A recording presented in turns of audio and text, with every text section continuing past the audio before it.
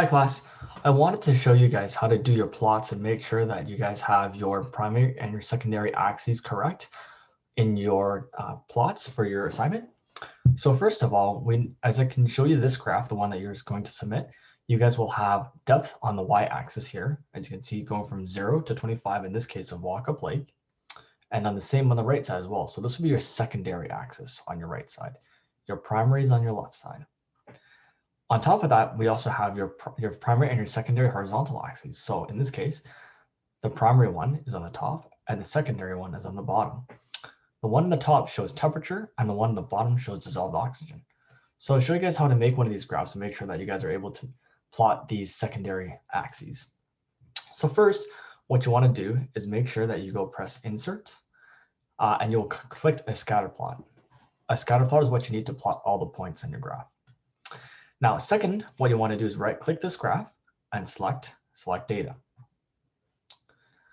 Within this, you can add different series. So in this case, we want to plot two different things, temperature and dissolved oxygen. So first, you would press the plus button to add a new series. We can name it, and in this case, we'll name it temperature in Celsius. Now recall, x-axis is going to be your variable of interest, and y is actually going to be your depth. So in this case, we'll select x. From your top variable to the bottom,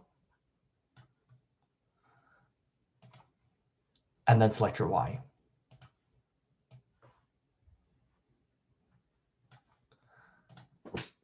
That should be your first series. Now, we only want to plot temperature as well as dissolved oxygen. So you press another plus, and we'll type dissolved oxygen, and we'll just call it a percent. We'll use the percent values. Same thing. So for the x, we want to select our variable of interest.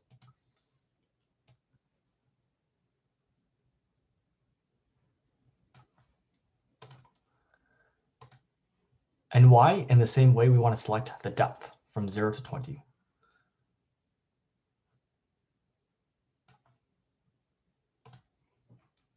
Once we're done, we can hit OK. And now you notice how everything is plotted on the same graph. Now, this means that both your temperature plot as well as your dissolved oxygen is on the same area. And we want to separate that a little bit because the units are very different. So what we can do is, for example, on your temperature plot, if you right click and select format data series, we want to make sure that it's in the primary axis. So in this case, it's already correct in the primary axis. Now for the other one, when we click it again, you can see that it's also in the primary axis. So we should switch that to the secondary axis. Now, do you notice there's a second axis on the other side? So in order to add these axes, you have to select add chart element and then add axes. Notice how the secondary horizontal has not been added. So I'm going to do that now. Now, do you notice how the graph sort of plots everything correctly? One thing that we're missing are axes labels. So we're going to add these. So go back to the same tab under chart design, add chart element, axes titles, and select primary horizontal. So this one we know is in temperatures and it shows it in degrees Celsius.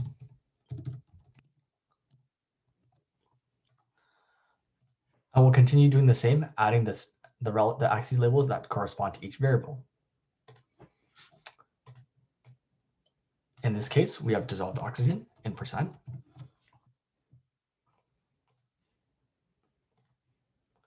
And then we'll add our vertical axis title, depth in meters.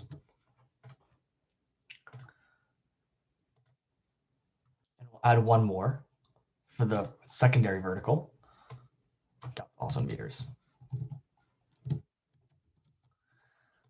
Now, notice the difference between the left and the right graph. The one on the left has the depth reversed.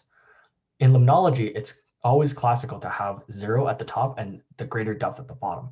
So what we want to do is click this axis, right-click it, format axis, and select the values in reverse order. And we need to do the same for the other axis as well. So don't worry if it looks a little bit messed up. Same thing, right-click your secondary vertical axis, format axis, and values in reverse order. There we go. So now, if you look at the dissolved oxygen and the temperature, these scales are a little bit exaggerated, and that's just because of the way that Excel pre-selects the scale based on your data. What we want to do is just make it a little bit more realistic to what we define in lakes. So same thing, if you right click and format axis, you can select your maximum and your minimum bounds. It's recommended that in this walk-up lake, we would do 0 minimum and 10 maximum. And you can kind of scale it depending on what your study lakes look like.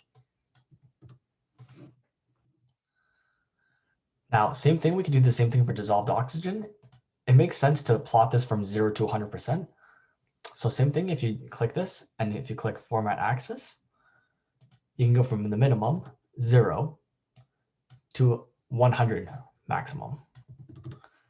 And these will show up here reflected on the bounds of your graph like that. And of course, you can make a title for your graph, and this will be the big title for your overall plot. And we could just call this walk-up lake. And we can name it temperature and dissolved oxygen.